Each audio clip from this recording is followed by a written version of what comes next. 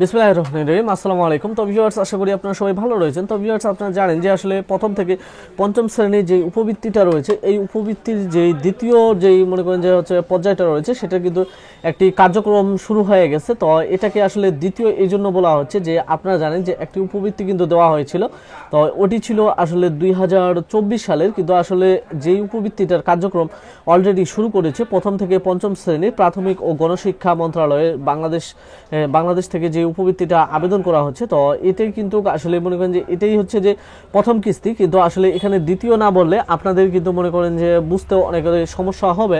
তো ভিউয়ার্স, আপনারা জানেন যে এই মনে করেন যে প্রথম থেকে পঞ্চম শ্রেণীর যে উপবৃত্তিগুলো রয়েছে, এগুলো কিন্তু হচ্ছে বাংলাদেশ সরকারের যে নীতিমালা রয়েছে শিক্ষা মনে করেন যে প্রাথমিক ও গণশিক্ষা মন্ত্রণালয়ের, তো সেই নীতিমালা অনুযায়ী এটি কিন্তু আসলে বছরে মোট 2টি কিস্তিতে পরিশোধ করা হয়। যদিও কিস্তিগুলো দেওয়ার কথা থাকে আপনাদেরকে জুন মাসের প্রথম সপ্তাহে এবং হচ্ছে ডিসেম্বর মাসের শেষের সপ্তাহে বা জানুয়ারি মাসের প্রথম সপ্তাহে, কিন্তু আসলে বিভিন্ন সময় বিভিন্ন কারণে বিলম্বিত হওয়ার কারণে সময়গুলোকে কিন্তু বারবার বৃদ্ধি করা হয় এবং বৃদ্ধি করার কারণে আপনাদের টাকাগুলো পেতে দেরি হয়, যার কারণে আপনারা অনেক সময় অনেক রকম বিড়ম্বনায় পড়ে যান। তবে ভিউয়ার্স, এবারে যে সিস্টেমটা করা হয়েছে যে আসলে আপনাদের যেই প্রথম থেকে পঞ্চম শ্রেণীর উপবৃত্তিটা রয়েছে, এটা কার্যক্রম কিন্তু অলরেডি এবার কিন্তু এপ্রিল মাসেই শুরু হয়ে গিয়েছে। আর এটা কার্যক্রম এজন্যই শুরু হয়েছে, আপনারা জানেন যে আপনাদের যে ছোট ছোট বাচ্চাগুলো রয়েছে, এগুলো কিন্তু অনেক সময় দেখা যাচ্ছে যে অনেকজনই কিন্তু অনেক স্কুল পরিবর্তন করে বা নতুন করে মনে করেন যে কেউ ক্লাস 1-এ, কেউ ক্লাস 2-এ, কেউ ক্লাস 3-তে, 4-এ, 5-এ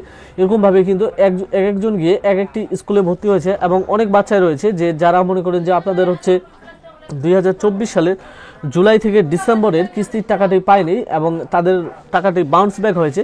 তো এই সমস্ত কিছু বিষয়গুলো কিন্তু সংশোধনী অলরেডি চলে এসেছে এবং আপনাদের যেই প্রাথমিক স্কুলগুলো রয়েছে, এগুলোতে কিন্তু অলরেডি কিছু কিছু স্কুল যারা বিশেষ করে সচেতন স্কুল রয়েছে, তো সেই সকল স্কুলগুলোতে কিন্তু অলরেডি কার্যক্রমগুলো শুরু হয়ে গিয়েছে। যদিও কিছু কিছু স্কুলের একটা অভ্যাস খুব খারাপ রয়েছে যে তারা কি কাজ করবে, যে মে মাসে গিয়ে তারা কিন্তু তখন মনে করেন যে এই সকল কার্যক্রমগুলো সমাধান করার চেষ্টা করবে। তো ভিউয়ার্স, আমি আপনাদেরকে একটা বিষয়ে বলবো যে আপনারা যদি সহজভাবে উপবৃত্তির টাকা পেতে চান আপনার বাচ্চার, তাহলে আপনাকে যে কাজটা হবে তা হচ্ছে যে আপনার যে বাচ্চাটি রয়েছে সেই বাচ্চার অবশ্যই একটি ডিজিটাল জন্ম নিবন্ধন করে রাখবেন, যেন সেটি 17 সংখ্যার হয় এবং বাংলা ও ইংলিশ উভয় ভার্সনের হয়ে থাকে। কারণ আপনার বাচ্চার যখন উপবৃত্তিটি এন্ট্রি করা হবে, ঠিক তখন যে প্রোফাইলটি তৈরি করা হবে সেটাকে একটি ইউনিক আইডি বলা হয়। আর এই ইউনিক আইডিতে আপনি যদি জন্ম নিবন্ধনটা ভুল দিয়ে থাকেন, তাহলে কিন্তু পরবর্তীতে আপনি যদি আপনার ইউনিয়ন পরিষদের সাথে যোগাযোগ করেন, তাহলে কিন্তু তারা আপনার যে জন্ম নিবন্ধনটি রয়েছে বাচ্চার, সেটি কিন্তু সঠিকভাবে আর করে দিতে পারবে না।